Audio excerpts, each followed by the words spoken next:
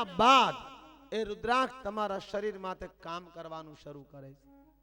આ વાતને બહુ ધ્યાનથી લક્ષમાં લેજો. ઘણી બધી ચેતરામણીથી બચી જાશો. તમે ગળામાં ધારણ કરો 3 માસ 3 મહિના એ માળાને પહેરો એટલે માળા વચ્ચેની ભાગમાંથી એ રુદ્રાક્ષ કાળા પડવા માંડે.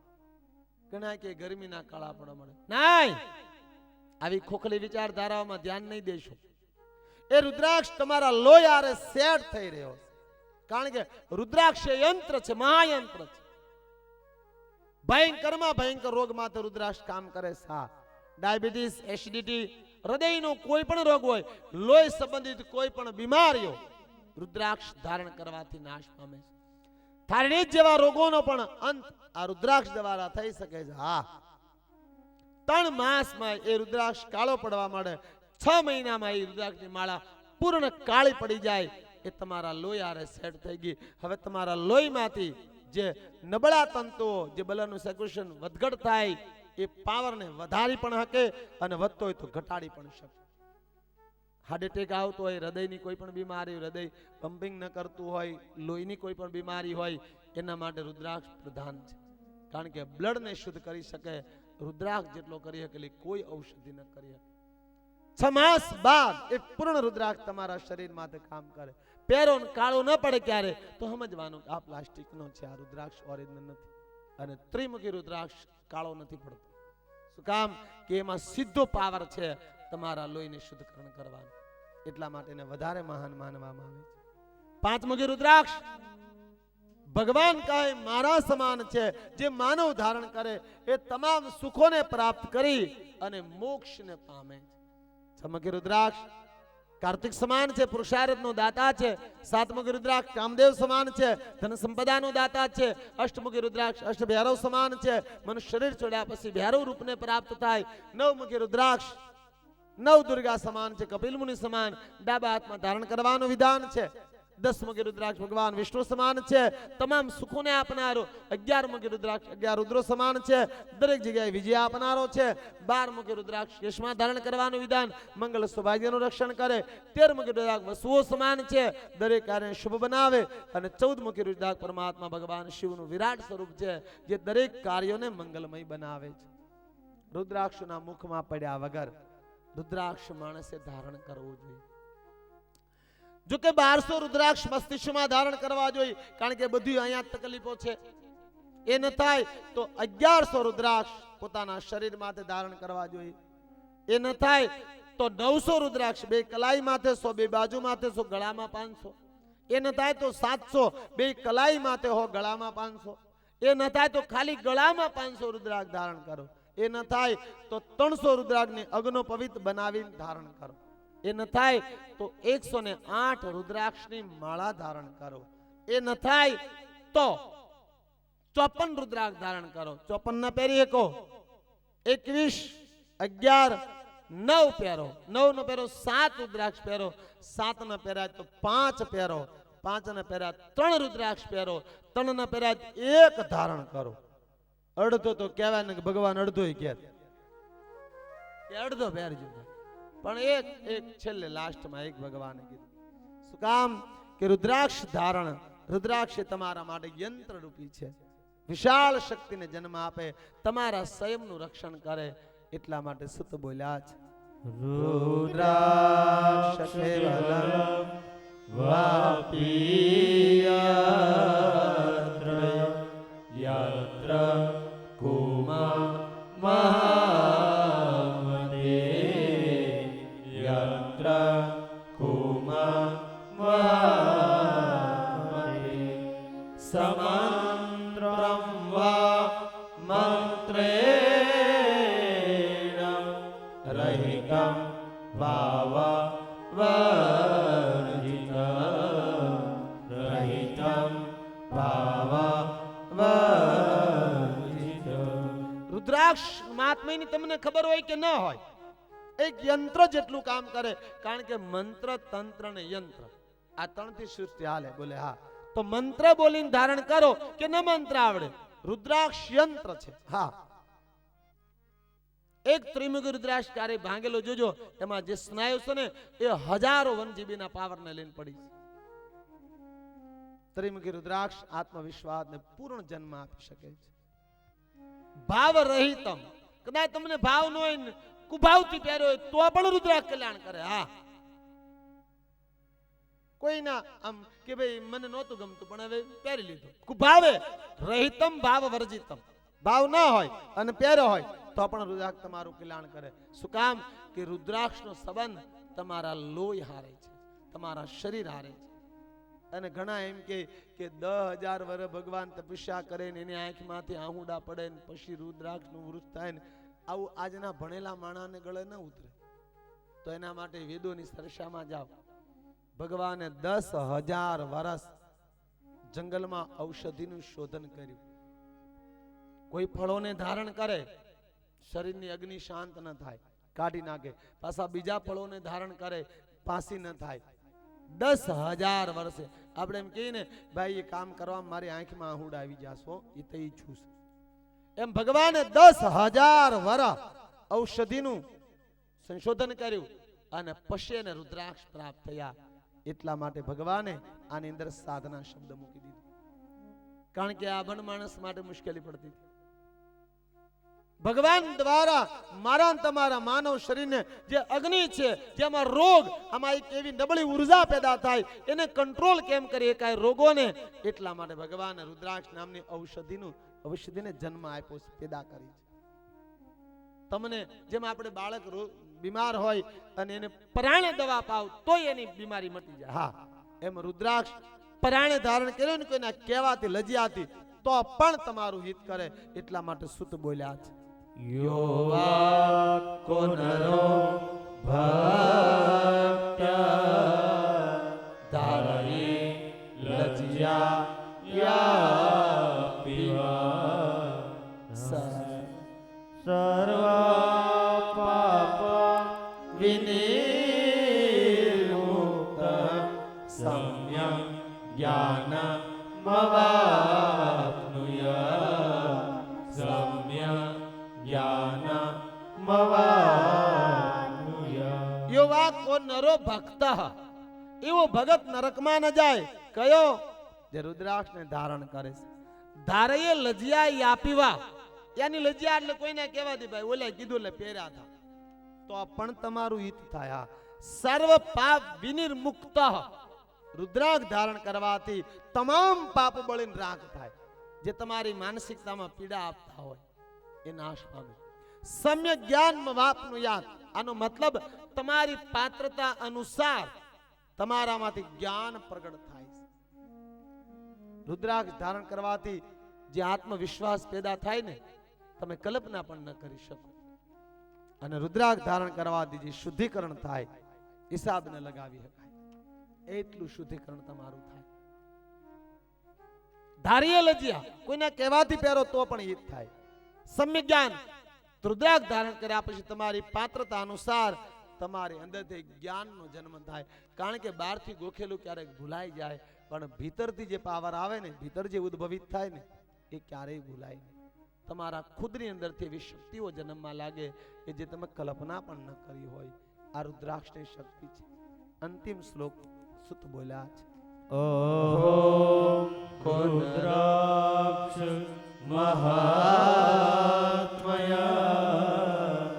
મયા વક્તું ન શક્યતે તસ્મા સર્વ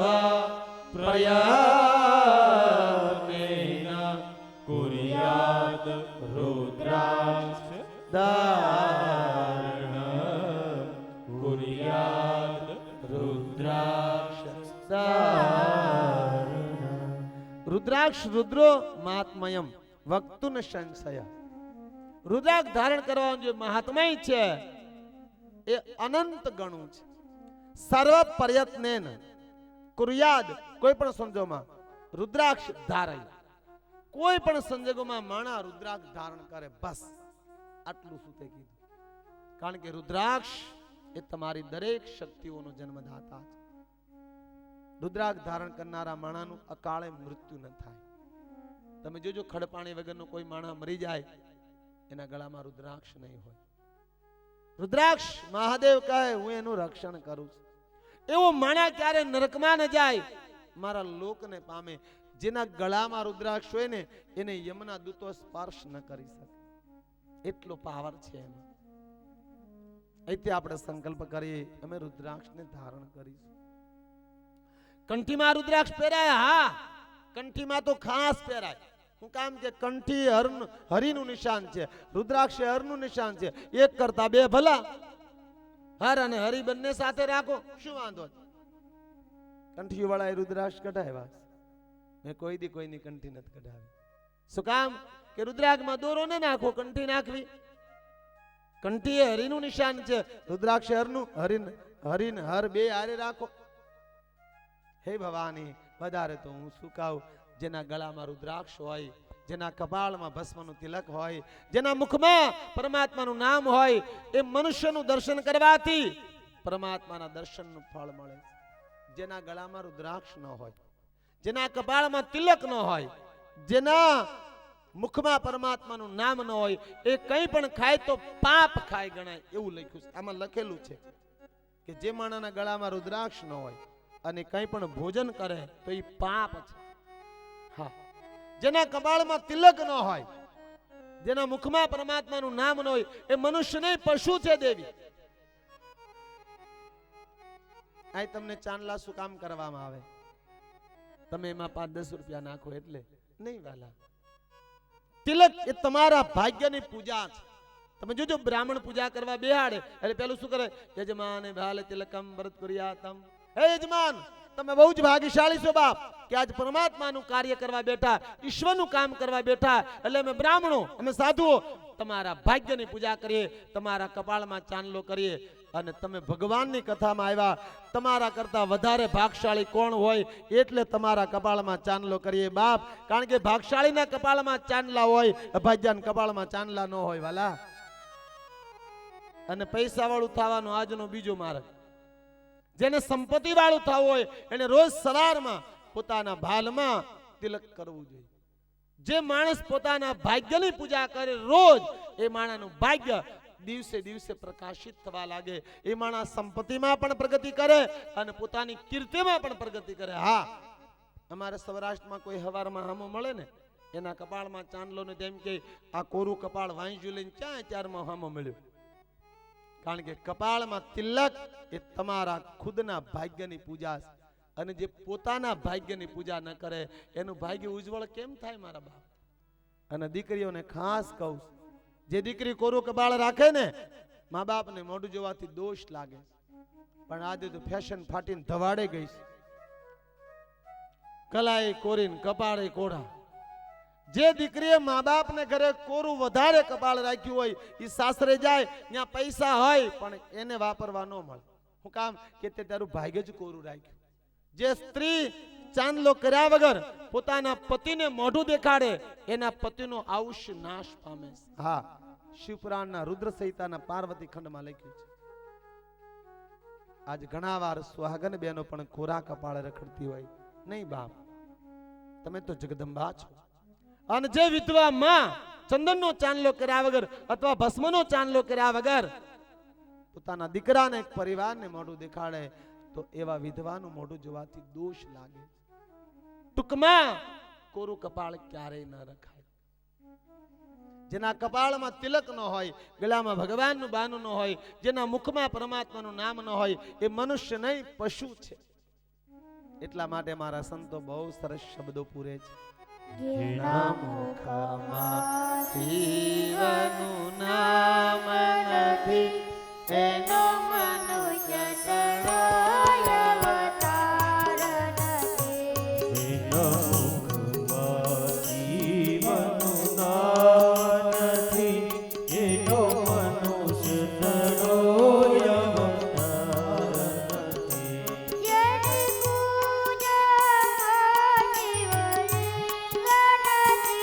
જેની પૂજામાં શિવલિંગ નથી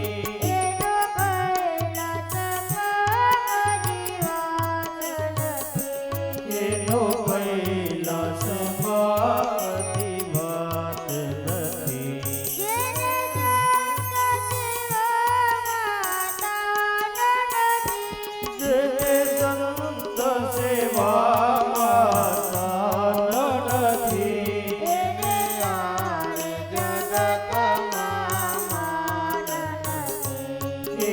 આરે જગતમાં માન નથી.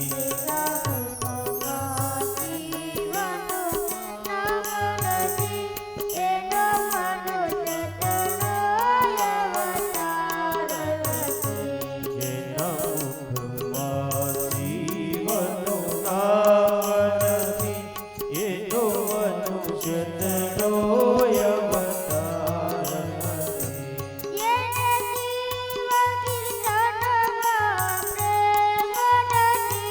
જેને શિવ કીર્તનમાં પ્રેમ નથી, એને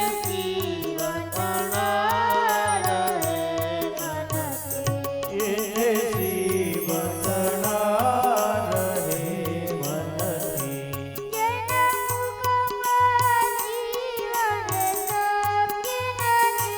જેના મુખમાં શિવને શક્તિ નથી,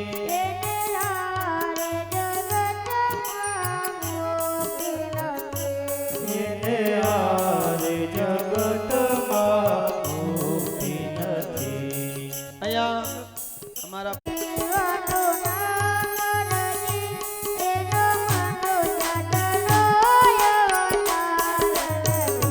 જેના મુખમાં શિવનું નામ નથી, એનો મનુષ્ય તનોય અવતાર નથી.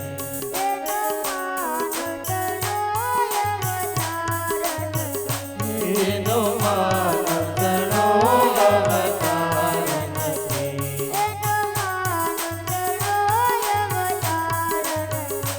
એનો માન તનોય અવતાર નથી. બોલીએ ભાગેશ્વર ભગવાન કી જય. તો બાપ અહીંયા રુદ્રાક્ષના મહાત્મ્યને કહેતા સુત પ્રયાગમાં શિવ મહાપુરાણની પ્રથમ સંહિતા વિદેશ્વર સંહિતાને વિરામ આપે છે. અનેક આશીર્વાદો આપ્યા છે. જે માનવ વિદેશ્વર સંહિતાનો પાઠ કરે એમની નિરોગીતા અનંત ગણી વધે છે. ભગવાન શિવ એના પર કૃપા કરે છે. પૂજા અર્ચન તરફ પદાર્થો તરફ એમનું જ્ઞાન વધે. આવા અનેક આશીર્વાદો સાથે સંહિતાને વિરામ અપાયો છે. રુદ્ર સંહિતાનો પ્રારંભ રુદ્ર સંહિતામાં 5 ખંડ છે. સૃષ્ટિખંડ, સતીખંડ, પાર્વતીખંડ, કુમારખંડ અને યુદ્ધખંડ. એમાંનો પહેલો ખંડ સૃષ્ટિખંડ, જેમાં સુત આપણને પ્રવેશ કરાવે. સુતના મુખમાંથી શબ્દ નીકળ્યા છે. વિશ્વો દેવા સ્થિતિલયા દિશો હેતુ મેઘા દિશો હેતુ મેઘા ગૌરી પતે વિદિત તત્વ તત્વ મનંતા કીર્તિમાં તત્વ મનંતા કીર્તિમાં. જે વિશ્વની ઉત્પત્તિ, સ્થિતિ અને લય કરતા હરતા અને ભરતા એકમાત્ર જે કારણ છે, જેનો હેતુ માત્ર સર્જન, પાલન અને લય, આ ત્રણેયને સંભાળનાર પૂર્ણ પરમાત્મા ભગવાન શિવ છે. ગૌરી, ગિરિજા, ઉમાના પતિ જે તત્વજ્ઞ છે, જેની કીર્તિ અનંત છે, જેની કીર્તિ ક્યારે વધતી પણ નથી અને ઘટતી પણ નથી. તમે જોજો આ શબ્દો પર કદાચ આપણે બહુ ઊંડાણમાં જાય તો આ શબ્દ આપને સમજાય. કારણ કે બધા સંપ્રદાયો થોડાક ફાલે ફૂલે પાછા પડી જાય, પાછા ફાલે ફૂલે પાછા ઘટે. આજ સુધીમાં તમે કોઈ દી સાંભળ્યું કે શિવ પાર્વતીનું બહુ માન વધી ગયું ને હવે ઘટી ગયું? નહીં. જેની કીર્તિમાં ક્યારે વધઘટ ન થાય એવા પરમાત્મા શિવને સુત કહે હું નમસ્કાર કરું છું. અને સુત બોલ્યા છે, માયાશ્રયં વિગતા માયામાં ચિંતા સ્વરૂપ બોધ સ્વરૂપમ મમ હે શિવમ નમામિ હે શિવમ નમામિ.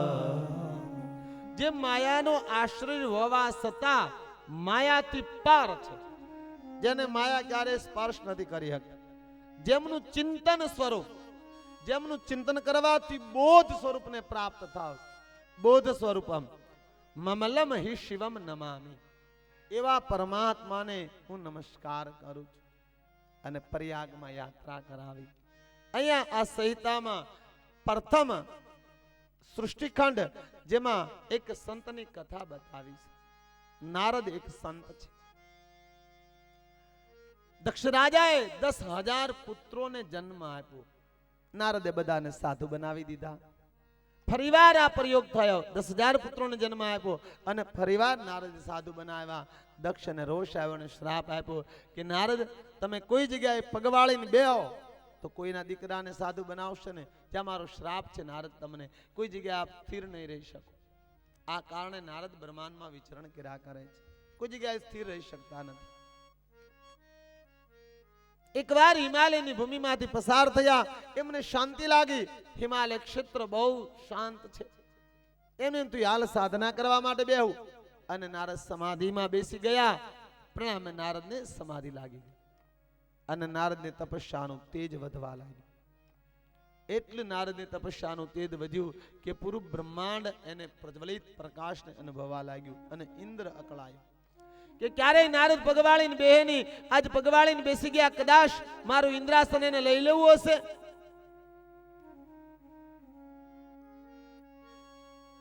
એને કામદેવને બોલાવ્યો. કામદેવને કીધું, જા તું નારદની સમાધિ તોડાવ. કામદેવ કીધું, શું કામ? બોલે, ક્યારેય પગવાળીને બેહની, આજ બેસી ગયા, કદાચ મારું ઇન્દ્રાસન લઈ લેશે. કારણ કે ઇન્દ્ર એ ભોગવાદી માણસ છે. હા, અને ભોગવાદી માણસ હોય ને એને કરીબ કરીબ સાધુની સાધના બહુ ડંકે. કારણ કે એને એમ થાય કે મારું કાંઈક લઈ લેશે અથવા તમારું લઈ લે. જો તમારે આવા મહાયજ્ઞો થાય ને એમાં કરીબ કરીબ પૈસા વાળા હોય ને એ બહુ ઠેલા આવે. હમણાં રહેવા જો ને, હમણાં રહેવા જો ને, નહીં કોણ મોડું વરસ છે. પણ ભગવાનના કામમાં મોડું વરસ ન નડવું જોઈએ. ઈશ્વરના કામમાં કોઈ સમય જ ન હોય. આજ ઘણાના મનમાં એમ છે ચૈત્ર વૈશાખમાં 2 જ કથા થાય બસ. તો એ 2 માં કેટલી કથા થાય? 9 તેરી 27 6 કથા થાય. તો હું 1 વર્ષની 27 કથા કરું તો ક્યાં જાતી છે બધી કથા? પણ જો તમારે, આ મારો નિજી અનુભવ છે. પૈસા વાળા એમ કે હમણાં રહેવા જો, હું કામ કે કંઈક દેવું પડે. એ ગામમાં તો અમે ખરેખર બધા બેઠા હતા અને 25-30 માળીઓ બેઠા હતા, બેનો અને આ 10-12 પુરુષો. એમાં ઘણા દોઢા હોય ને. કથા થઈ ગઈ, શરૂ થઈ ગઈ, 3જો દિવસ હતો. એમાં એક જણો આવ્યો, હમણાં નો કરી હોત તો હારું. એક ડોશી ખીજાણી, ઈ કે મરી જાવ પછી મારી વાહતાર કરવી હતી, સાંભળવા દે ને, થઈ જતો. હા, આપણે પ્રહલાદભાઈ ત્યારે જે કથાનું આયોજન કર્યું આપણે સમજીએ છીએ, થોડો કપરો સમય છે, બધી રીતે સમય એટલો બધો અનુકૂળ નથી જેટલો હોવો જોઈએ. સદા આપણે કેટલો ભાવથી સાંભળીએ. હું કામ કે આ વરદી પછી કરી હોત તો ઘણા ડોશી વયા નો જાત સાંભળ્યા વગર. થઈ તો સાંભળ ને ભાઈ, હવે હું લેવાનું ગાંગના ગળશો. પણ જો તમારે સંપત્તિ વાળા ઠેલા આવે, ઈશ્વરના કાર્યમાં સમય પ્રધાન નથી, તમારો ભાવ પ્રધાન છે. હા, અને ખોટું કામ કરવું હોય ને તો એમ કેવું હમણાં રહેવા જો, હમણાં રહેવા જો. પણ કોઈ સારું કામ કરવાનો વિચાર આવે ને કે 5 સાધુઓ જમાડવા છે, કે ભગવાનની પૂજા કરવી છે, કે ગાયનું દાન કરવું છે, કે પૈસાનું દાન કરવું, તો ઈ સેકન્ડે કરી નાખજો. હું કામ કે કાલ મોત આવીને ઉભું રહ્યું તો ઠઠ્ઠું રહે મારા બાપ. પડ્યા રહેશે બધા ને વયા જાસી હું તમે. આવો વિચાર આવે ને, સમયની રાહ નહીં જો, સીધો ધબડ જે થવાનું હોય એની માથે છોડી ગયો. કઈ નતા લાવ્યા વાલા, જે કાંઈ છે એનું છે, બસ છોડતા શીખી જાઓ. પણ કામદેવને મોકલ્યો સમાધિ તોડવા. કામદેવ ગયો, ઘણા પ્રયાસ કર્યા, સમાધિ તૂટી નહીં. કામદેવ હારી ગયો, વખાણ કરવા લાગ્યો, ધન સે મહાપુરુષ, ધન સે જીતેન્દ્રિય, આપના સમાન કોઈ મેં મહાપુરુષ નથી જોયો. મેં શંકર જવાની સમાધિ તોડાવવામાં સફળ થયો, આપની સમાધિને કાંઈ કરી શકો નહીં. જા નારદના વખાણ કર્યા, નારદની સમાધિ તૂટી ગઈ. કામદેવને જે કામ કરવું તે થઈ, પણ નારદ ભૂલ ખાઈ ગયા. નારદે કીધું બસ હારી ગયો? બોલે હા. અને નારદને અહમ આવ્યો, કામ વિજેતા. કારણ કે ભગવાન શંકરનું કામ બળી ગયો હતો અને નારદનું કામ પરાજિત થયો. આનો મતલબ એક વાત ખાસ ધ્યાન રાખવી, યશ એ સામેથી મારેલા પાણા છે અને નિંદા એ પાછળથી મારેલા પાણા. જો સમજાય નહીં તો બે ઘાતક સાબિત થાય છે. અહીંયા નારદને આ અસર કરી ગયા અને અહમ આવ્યું, કામ વિજેતા, સીધા કૈલાસ. ભગવાને આવકાર આપ્યો. નારદે કીધું કામ વિજેતા. મહાદેવે કીધું તમે મને ભલે કીધું, ભલા તે વિષ્ણુને નહીં કહેતા, આમાં તમારું હિત નથી. અને નારદને એમ છું કે મારો પહેલો નંબર ઈ ભગવાનને ગમતું નથી, એટલે ભગવાન ના પાડે. સીધા વિષ્ણુ પાસે ક્ષીરસાગર. આ જીવનું મોટા મોટું દગ, જ્યાં ના પાડે ત્યાં પહેલો જાય. તમારે જેવું 3 ઓરડા હોય, એમાં એક ઓરડા પર લખી નાખું આમાં જોવાની મનાય છે, કોઈ ડોકાવું નહીં, બધા એમાં ડોકા જરાક જોવો કેલા છે. હું ના પાડે ત્યાં પહેલો જાય. આમ બધા બેઠા ને એમાં અહીંથી કહેવામાં આવે કે ભાઈ કોઈ પાછું વળું નહીં જોતા, ઘડીક બધા એક હારે જોવે. આ અનુભવ છે. જ્યાં ના પાડે ત્યાં પહેલો જાય. જીવની દશા છે. ભગવાન વિષ્ણુએ આવકાર આપ્યો. નારદે કીધું કામ વિજેતા. વિષ્ણુ ભગવાનને થયું કે મારા ભગતને બીમારી લાગી, લાવ મને જે કાર્ય કરો એની પ્રેરણા મળશે, કૌતુક થશે, નારદનો મોહ ઉતરશે. નારદ રજા લઈ જે માર્ગમાં પસાર થઈ રહ્યા એ માર્ગમાં આખું એક માયાવી નગર બનાવ્યું છે. સુંદર નગરી છે. નારદે કીધું આ કોની નગરી છે? બોલે શ્રીનિધિ રાજાની નગરી છે. બોલે આટલા બધા રાજકુમારો, બોલે એની કુબરીનો કાલે સ્વયંવર છે. નારદ રાજસભામાં ગયા. શ્રીનિધિ રાજાએ સ્વાગત કર્યું, પોતાની કન્યા દેખાડી, આ મારી કન્યા જેનો કાલે સ્વયંવર છે. નારદ આ વિશ્વ મોહિનીને જોઈ, અલૌકિક રૂપ છે. નારદ જોતાની સાથે આકર્ષિત થયા. આટલું રૂપ, કારણ કે સ્વયં મહામાયા છે.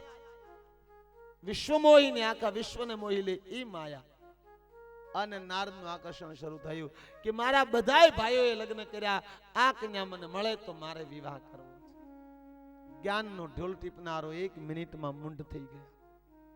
નારદ રજા લીધી, તળાવને કિનારે વિચાર કરે કે આ કન્યા મને મળે કેમ? કારણ કે આ કન્યાને મેળવવા માટે મારે રાજકુમાર થવું પડે. આ વેશમાં તો મારો વેશ સાધુનો છે, આ વેશમાં તો આવો વિચાર પણ મારા માટે ગલત છે. કોઈ દીકરી પગે લાગે તો મારે એનો આશીર્વાદ દેવાય, પાણીકરણ કરવાનો વિચાર ન કરાય. મારો વેશ સાધુનો છે, સાધુ વેશમાં આવો વિચાર પણ મારા માટે અયોગ્ય ગણાય. આ કન્યાને મેળવવા માટે મારે રાજકુમાર થવું પડે. રાજકુમારનું રૂપ મને કોણ આપે? બોલે વિષ્ણુ. અને નારદે વિષ્ણુને યાદ કર્યા. શ્રીમન નારાયણ નારાયણ નારાયણ